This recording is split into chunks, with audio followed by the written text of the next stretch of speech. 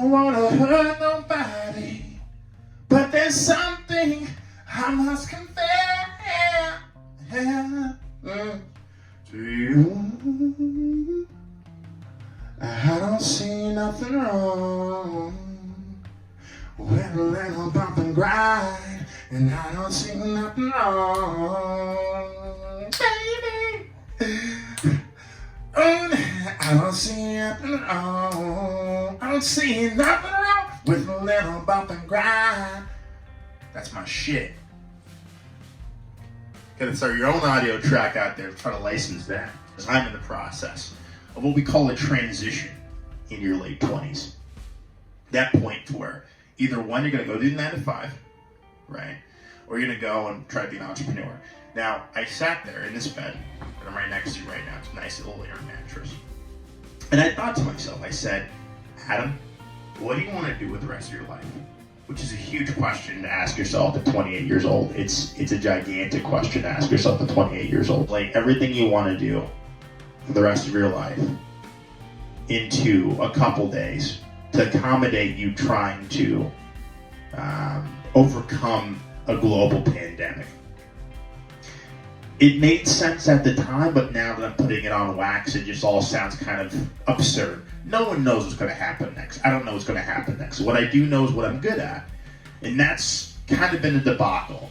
If you've noticed, a lot of my content lately has been me speaking at the camera, or me holding it up, or me walking around with it, or me just yelling a lot, or me just videotaping, me hanging out with girls, or me taking my shirt off. It's me trying to find the voice, right? Trying to find something beyond just, hey, here's a cool workout, here's some lunges, here's some squats, here's some indoor workouts, here's some band work, right? And most people would say, stay in your lane, do what you understand. Don't go out of that comfort zone, right? Unfortunately, you and I both know, as you're going down that road, you're feeling that unfulfilled, deep angst feeling inside your soul like, oh shit, I'm not doing what I love. I'm not doing what I set out to do.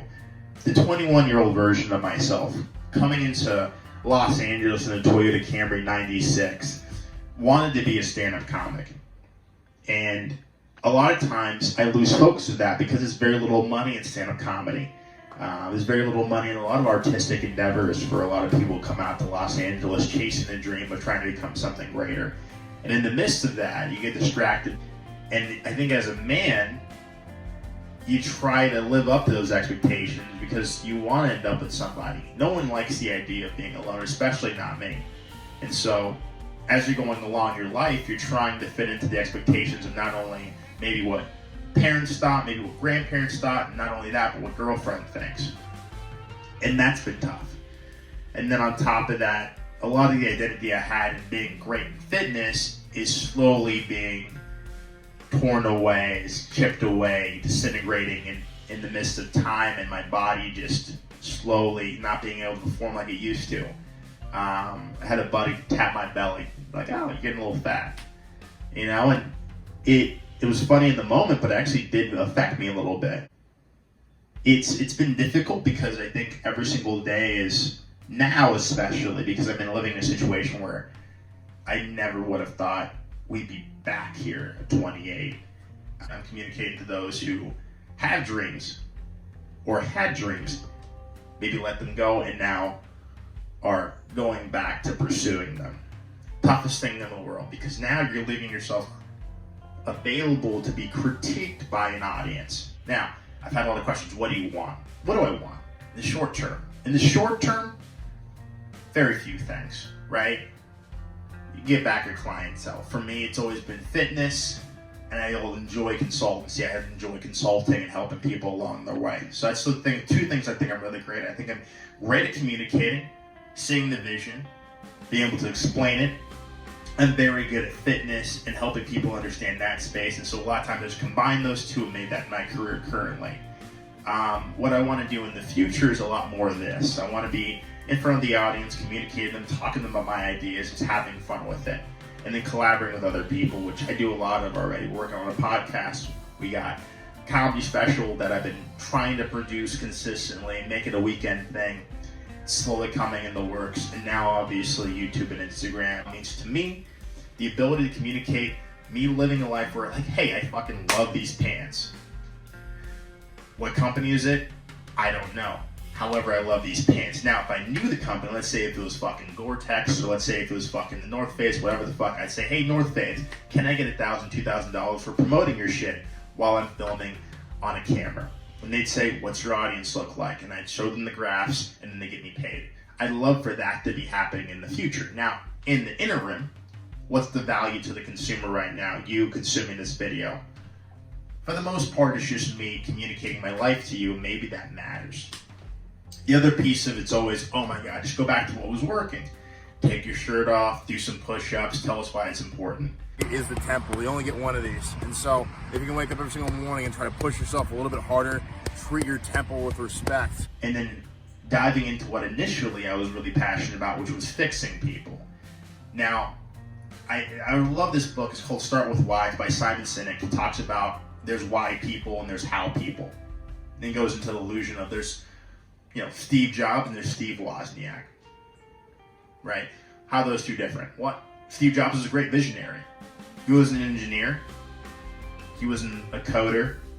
He wasn't a guy who was going to build anything from scratch. He wasn't a guy who was going to be in the office, like, tinkering away, trying to figure shit out on the how side. But he was a guy who saw the vision. Let's make a fucking iPad. Let's make an iPhone. And throughout the process of running the biggest company in the world right now, he had a vision and he went after it.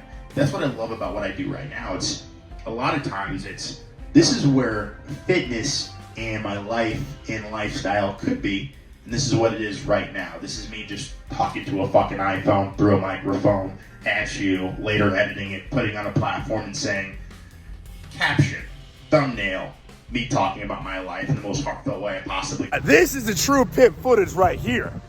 Fuck all this other CNN shit. Black Lives Matter, folks. I hear on the wheels at 12 o'clock in the morning. And who's got this shot, though? Who's got this shot, though? Fucking it up. Right? Everybody feels like they have to go off and make a show. And just split camera in. You're going to go off and you're going to go have 2 cameras over here and have great lighting over here. We're going to make it very interesting. It's going to be fucking awesome. And because the world's so transitional, you feel like you can't capture somebody's attention, but it's practice. Just going in and saying, this is what I'm rating, this is what I'm doing, this is what I'm dealing with. 600, 500 square, like, I'm not going to get this perfect. I'm going to keep on communicating, keep on trying to understand who I am, and that process can take until I'm 90 or 100. But right now, yeah, I'm really great in fitness. I understand it really well, but a lot of being really great in fitness, when people ask about it, is going to be results, right? What I found in the results, it had little to nothing to do with me. And maybe if you're a fitness professional, you felt different, but it always had to do with the person I was approaching and what their participation in the process was. And I had people say, you're not tough enough. Or you're not communicating with me enough. And maybe those are all reflections on me as a leader. There's some people create great results, but I spent years training, and I wrote in my journals, I can look back on all of them. It was always, I wanted to transition out of fitness because there's always something I did for pay, for cash. And that's been part of the fears. What if I transition out of fitness, or when I transition out of fitness and I don't have a way to provide for myself? And that's been a big concern for me over the interim of me trying to transition. And it's not that I wouldn't do or I don't do training or I'm not interested in being a coach anymore. It's just that that's not a true value of what I bring to the table as a human being. And then we go into the intangibles of what an influencer means, or what content creation means, or what's the value to the consumer, or what they expect when they pop onto your page. And I think as an individual content creator, I'm still fucking figuring that out. I mean, do I want to have a bunch of videos of me shirtless and then have some guy look at me and say, you're not in shape enough, I don't like the way your chest looks, biceps aren't big enough, so on and so forth? Is that the goal of this thing? Is just to build up that number high enough to when I go off to another company or an advertising agency and I ask them for an opportunity to be represented and they put me in commercials based upon the entire flux of I think the prehistoric kind of journey, right? We have the Neanderthal starts off in the cave, sprawling on the wall, and then a couple stages after that, we have the guy doing bicep curls in some sort of local gym, right? And then at the top of the chain somewhere is me. But Darwin said it best, communicating to an audience while saying, "Fuck the establishment. We're going to do it a new way." And initially, it's going to be something painful. It's not going to make any sense, and I'm going to get a lot of criticism for it. But in the middle of that, I get the satisfaction of saying, I tried something different. It did or didn't work out, and here's how I'm going to adjust for that. And so the audience that's here right now, maybe they'll be here down the road and get to watch that process and watch me grow, and I think that's really cool. And if you're here for that, I really appreciate you, and if not, then I guess I'll see you later. See you at the top.